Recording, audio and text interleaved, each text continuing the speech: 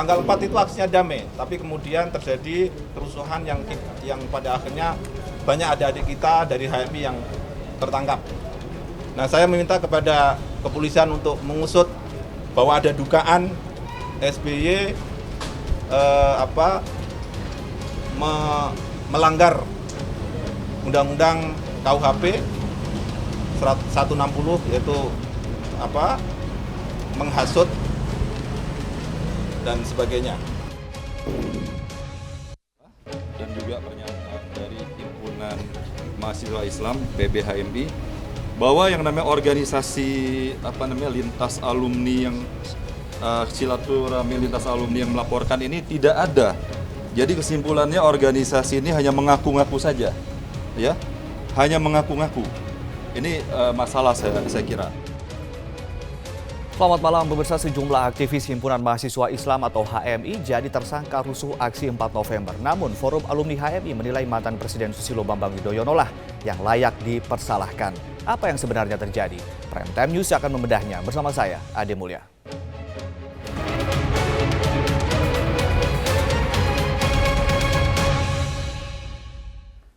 Pemirsa, identitas aktor politik yang menunggangi demonstrasi 4 November yang lalu hingga kini belum terungkap. Meski demikian, kelompok yang menamakan Forum Silaturahmi Alumni HMI Lintas Generasi melaporkan Susilo Bambang Yudhoyono ke Bareskrim Polri. Buntut kerusuhan demo 4 November yang mana 5 kader HMI diperiksa polisi berujung pelaporan Susilo Bambang Yudhoyono oleh Forum Silaturahmi Alumni HMI Lintas Generasi ke Bareskrim Polri. Pihak yang melaporkan SBY ini menyatakan memiliki bukti-bukti berupa pidato SBY yang mereka nilai mengandung unsur penghasutan. Menilai ada sengkuni-sengkuni di balik demo kemarin. Nah, salah satu sengkuni ini hari ini kami laporkan ke Bareskrim Mabes Polri. Karena sebelumnya kemarin itu ada kawan-kawan aktivis lain yang melaporkan sengkuni-sengkuni yang lain. Ya kan? Yang ikut mengompor-ngompori masa aksi sehingga terjadi kerusuhan. Nah, hari ini kami melaporkan dugaan provokasi yang dilakukan oleh Bapak Susilo Bambang Yudhoyono. Sekjen Forum Silaturahmi Alumni HMI Lintas Generasi Adel Setiawan menyatakan pelaporan ini dilakukan atas tuduhan penghasutan dengan lisan yang diatur dalam pasal 160 KUHP. Mungkin tidak ada ribuan rakyat berkumpul hanya untuk happy-happy, jalan-jalan, lama tidak lihat Jakarta misalnya itu. Barangkali karena merasa yang diprotes itu dan tuntutannya itu tidak didengar. Nah, kalau sama sekali tidak didengar, diabaikan, sampai lebaran kuda masih akan ada unjuk rasa. Nah, ini kan memenuhi unsur pasal 160. Sehari pasca pelaporan Susilo Bambang Yudhoyono ke Bareskrim, sejumlah pengurus DPP Partai Demokrat mendatangi Bareskrim Polri. Mereka menegaskan Forum Silaturahmi Alumni HMI Lintas Generasi tidak dikenal dalam tubuh HMI.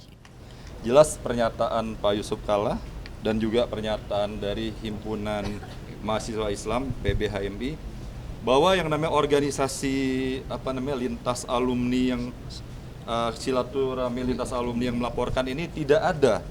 Jadi kesimpulannya organisasi ini hanya mengaku-ngaku saja, ya. Pasca demo 4 November, Polda Metro Jaya menangkap 5 kader HMI termasuk Sekjen PBHMI Ami Jaya Halim. 5 kader HMI yang ditangkap Polda Metro Jaya disangkakan melakukan penyerangan pada polisi yang saat itu sedang mengamankan aksi unjuk rasa di depan istana. Faktanya, Presiden telah menyampaikan ada aktor politik yang menunggangi kerusuhan pada demo 4 November, terutama pada Jumat malam. 3 hari berselang, Polda Metro Jaya menangkap 5 kader HMI. Jika saat ini ada lagi pihak-pihak yang melaporkan tokoh-tokoh politik lain, tentunya ini menjadi tugas kepolisian untuk membuktikan kebenarannya dan mengungkap siapa sejatinya aktor politik yang dimaksud oleh Presiden.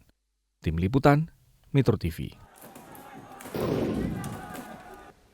Ya, saling tuding siapa aktor sebenarnya di balik rusuh aksi 4 November justru terjadi antara Forum Alumni HMI dengan mantan Presiden Susilo Bambang Yudhoyono. Bahkan kasus ini masuk ke ranah hukum. Apa yang sebenarnya terjadi? Kita akan membenahnya bersama Adel Setiawan, Sekjen Forum Silaturahmi Alumni HMI, analis politik Sirajuddin Abbas, dan juga bergabung melalui sambungan telepon Wakil Sekjen DPP Partai Demokrat Didi Irawadi. Selamat malam Bapak-Bapak. Pak Didi, selamat malam Pak Didi.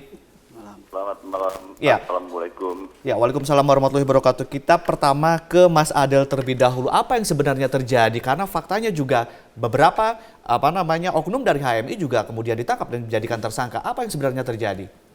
Jadi begini, kami melihat bahwa di balik demo itu ada sengkuni-sengkuni politik.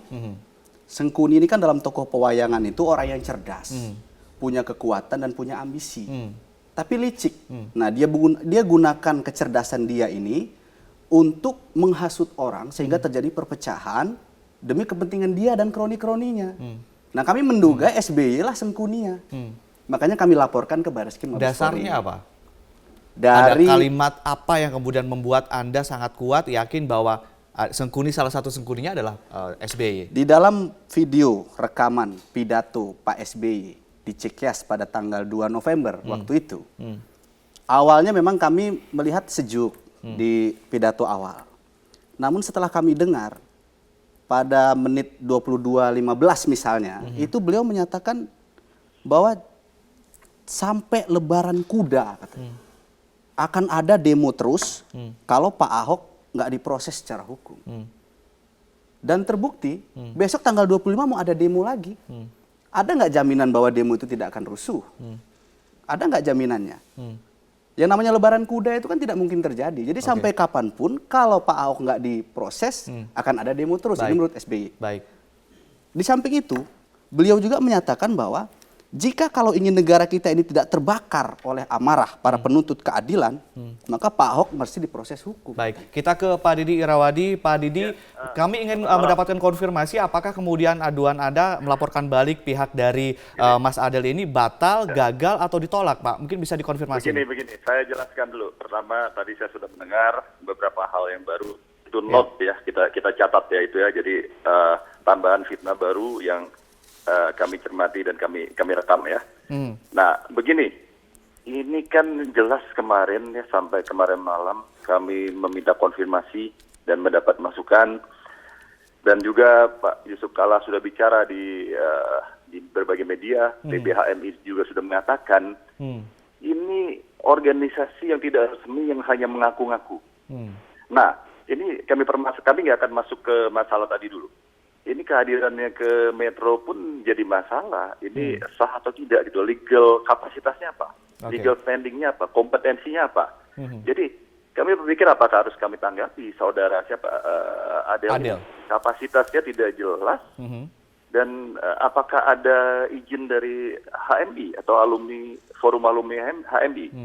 Ini saya kira rasanya saya nggak mau tanggapi terlalu banyak kalau sebelum saudara Adel tadi ini bisa menunjukkan kapasitasnya, kompetensinya, dan sebagainya yang menunjukkan kompetensinya bisa bicara di Metro TV ini. Baik. Saya kira ini dulu harus clear gitu loh. Adakah mungkin dia bawa anggaran dasar atau surat penunjukan dari organisasi yang resmi? Apa hanya mencari panggung pada saat ada ramai-ramai politik, mencari bermain di adik kru, mencari panggung, ini masalah lagi saya kira. Baik. Pak Didi, Anda menyatakan baru saja tadi ini adalah sebuah fitnah baru lagi. Lalu kemudian juga dari pihak Demokrat sudah pernah akan melaporkan balik Adel dan teman-teman begitu. Ini kemudian bisa konfirmasi apakah ini gagal, batal, atau ditolak dari pihak Bareskrim? Ini saya lagi berpikir apakah saya harus tanggapi lebih jauh karena kapasitasnya, legal standingnya, kompetensinya ini tidak jelas. Justru ini kan mengaku-ngaku ini melakukan kebohongan publik ya. Tambah lagi masalah lagi. Mungkin bisa berhadapan dengan PBHMI. Saya kira organisasi yang terhormat semacam PBHMI tidak akan membiarkan orang-orang yang tidak jelas itu mengaku-ngaku lalu bisa tampil berbicara selama forum silaturahmi alumni HMI. Baik.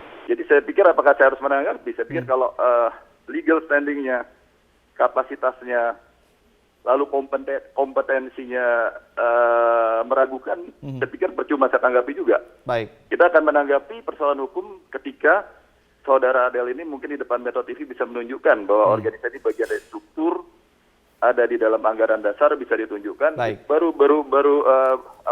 layak ditanggapi.